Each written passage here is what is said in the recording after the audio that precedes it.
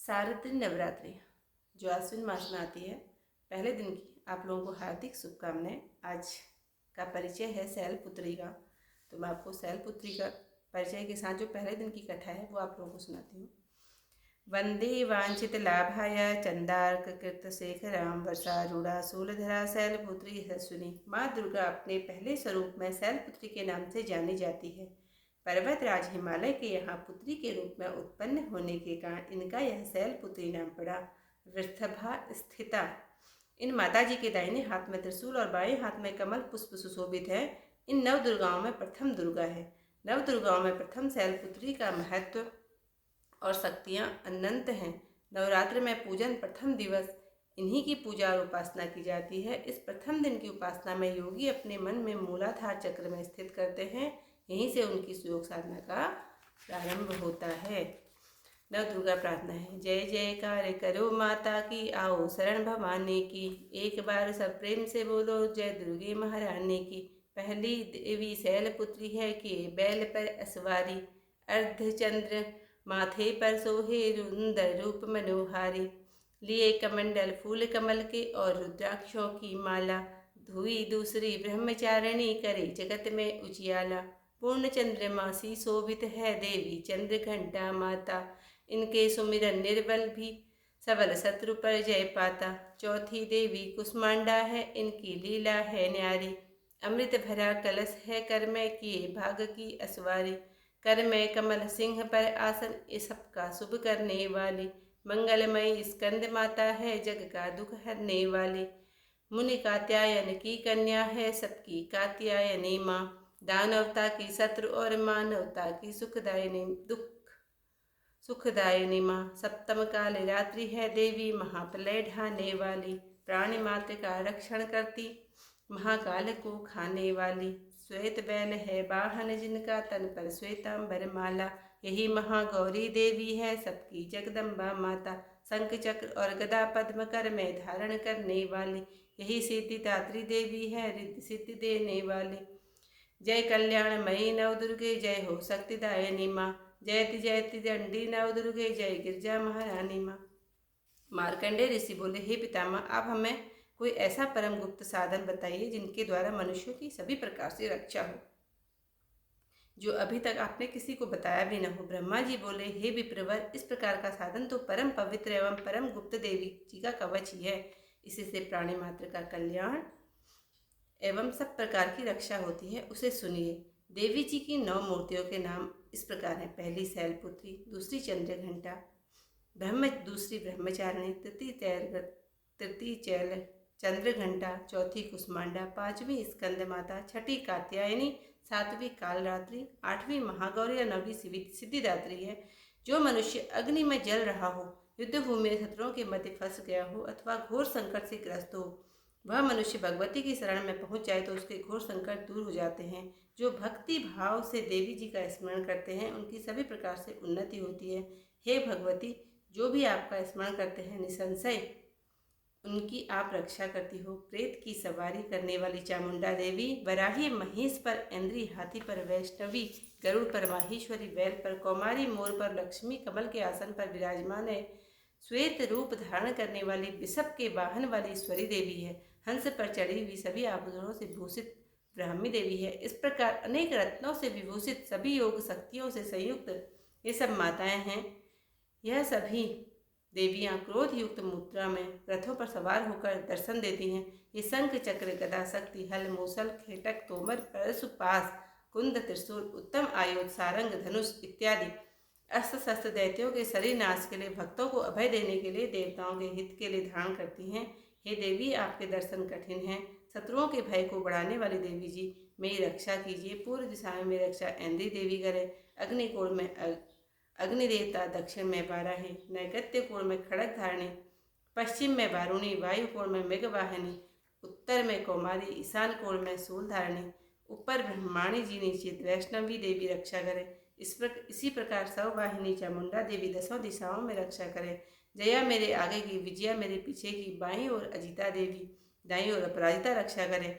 उद्योतनी मेरी शिखा की, उमा मेरे मस्तक पर विराज कर, भौहों की यशस्विनी, भौहों के मध्य में त्रिनेता, नासिकाओं की यम घंटा, नेत्रों के मध्य में त्रिनेत्रा, नासिकाओं की यम घंटा देवी, नेत्रों के मध्य में शंखिनी, कानों की द्वारवासिनी, कपोलों की कालिका, कानों के मूल देश की सांकरी देवी रक्षा करें। नासिका की सुगंधा, ऊपर की होठों की चर्चिका, नीचे के होठ की अमृत कला एवं जीवा की सरस्वती देवी रक्षा करें। दांतों की कौमारी, कंठ की चंडिका, गले की चित्रघंटा, तालु प्रदेश की महामाया रक्षा करें। चिंबुक की कामाक्षी, वाणी की सर्वमंगला, ग्रीवा की भद्रकाली, पृष्ठ अस्थियों की धनुर्धरी रक्षा करें। कंठ से बाहरी भाग की नीलग्रीवा, कंठ नलिका की नल कुंवरी, दोनों कंधों की खंगिनी एवं मेरे भुजाओं की वज्रधारणी रक्षा करें। दोनों हाथों की दंडिनी, अंगुलियों की अंबिका, नाखूनों की शूलेश्वरी, कुक्षी की कुलेश्वरी रक्षा करें। हृदय की ललिता देवी, उदर की शूलधारणी रक्षा करें। स्तनों की मद देवी, मद की शोक विनाशिनी, नाभि की कामिनी, गुप्त इंद्रियों की गुह्येश्वरी, लिंग की पूत कामिनी, गुदा की महिष वाहिनी रक्षा करें। कटी की भगवती, घुटनों की विंध्य वाहिनी रक्षा करें। जंघाओं की महादेवी, महाबली देवी रक्षा करें। गुल्फों की नारसिंगी, पांवों के तलवों की तेजसी, अंगुलियों की श्रीधरी देवी और तलवों की पर्वतवासिनी रक्षा करें। नाखूनों की दष्टा कराली, केसों की उष्ण केसनी, रोम चित्रों की कौमारी और त्वचा की बागेश्वरी रक्षा करें। रक्त, मज्जा, वसा, मांस, अस्थियों और मेदे की पार्वती, अंतड़ियों की कालरात्रि, पित्त की मुक्तेश्वरी रक्षा करें। पद्म कोश की पद्मावती, कफ की चूड़ामणि, नाखूनों की तेल की के तेज की ज्वालामुखी, सभी संधियों की अभिद्या देवी रक्षा करें। हे ब्राह्मणी, आप मेरे वीर की रक्षा करें। छाया की छत्रेश्वरी, मन बुद्धि अहंकार की धर्मधारिणी रक्षा करें। प्राणों की कल्याण शोभना और शब्द, स्पर्श, रूप, रस, गंध, इन 5 इंद्रियों की योगिनी, सत्व रज तम की नारायणी सर्वदा रक्षा करें। आयु की वाराही, धर्म की वैष्णवी, यश एवं कीर्ति की लक्ष्मी तथा धन विद्या की चक्रणी रक्षा करें। इंद्राणी मेरे गोत्र की, चंडिका मेरे पैरों, पशुओं की, महालक्ष्मी मेरे पुत्रों की, भैरवी भार्या की रक्षा करें। मेरे पथ की सुपथा, मार्ग की क्षेमंकरी, राजा के दरबार में महालक्ष्मी एवं सभी दिशाओं में स्थित होकर विजया में ही रक्षा करें। जो भी स्थान कवच में नहीं आए और जो आरक्षित है, उन स्थानों की पापनाशिनी जयंती देवी रक्षा करें। मनुष्य आदि अपना मंगल चाहता है तो एक कदम भी बिना कवच कहीं न जाए। कवच से नित्य रक्षित मनुष्य जहाँ तहाँ भी जाता है, वहीं से उसे धन का लाभ एवं सभी कामनाओं की सिद्धि प्राप्त होती है। पृथ्वी पर उस पुरुष को ऐश्वर्य एवं अतुल संपत्ति प्राप्त होती है। वह मनुष्य निर्भय हो जाता है। युद्ध भूमि में कोई भी उसे जीत नहीं सकता। त्रिलोक भर में पूजा जाता है। यह देवी कवच देवताओं को दुर्लभ है। इसको अत्यंत श्रद्धा के साथ सावधान होकर जो 3 संध्याओं में नित्य पढ़ लेता है, उसे देवी कला प्राप्त होती है। कोई भी उसे तीनों लोकों में पराजित नहीं कर सकता। उसे अकाल मृत्यु नहीं आती। वह 100 वर्ष से भी अधिक आयु पाता है। यह कवच उसका तेज, यश और कीर्ति बढ़ा देता है। चंडी पाठ करने वाले पहले कवच पाठ करें, तब जब तक पर्वत वन काननों के साथ वह पृथ्वी टिकी रहती है, तब तक ऐसे पुरुष की संतति होने पर महामाया की कृपा से देव दुर्लभ परम स्थान की प्राप्ति होती है। कवच का पाठ करने वाला सुंदर रूप को पाकर सदा शिव के साथ आनंद पाता है।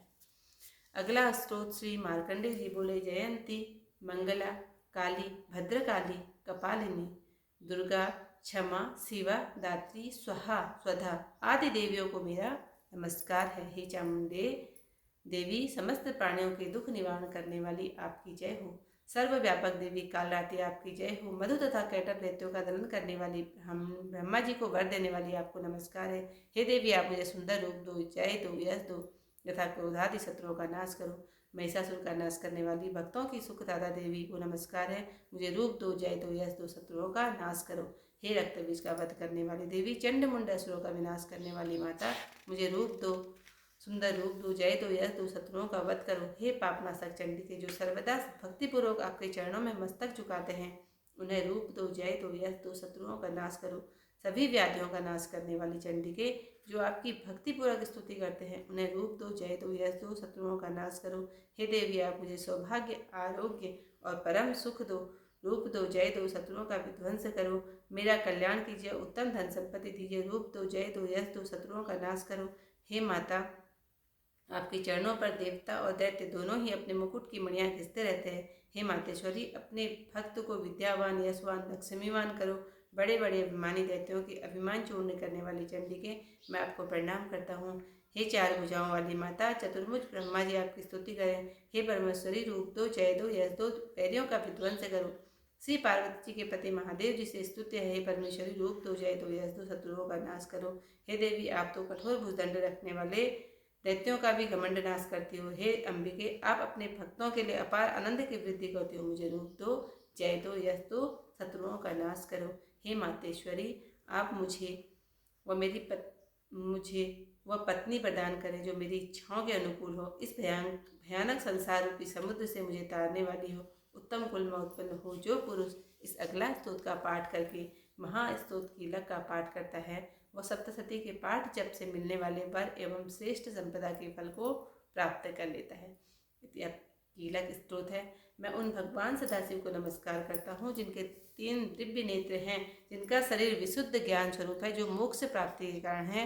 अर्धचंद्रमा जिनके मस्तक पर शोभायमान है। श्री मार्कंडेय ऋषि बोले, मंत्रों के श्राप एवं उत्कीलन आदि को समझकर पाठ करने वाला पुरुष मोक्ष पा लेता है, अतः इसका ज्ञान होना आवश्यक है। सब उच्चाटनादि वस्तुएं इसी स्त्रोत द्वारा पाठ करके सिद्ध होती हैं। जो इस स्त्रोत का पाठ करके सप्तशती के पाठ मात्र से स्तुति करते हैं, उन्हें देवी जी सिद्ध हो जाती हैं। उच्चाटन आदि प्रयोगों से उन पुरुषों को मंत्र, औषध आदि अन्य साधन की आवश्यकता नहीं पड़ती।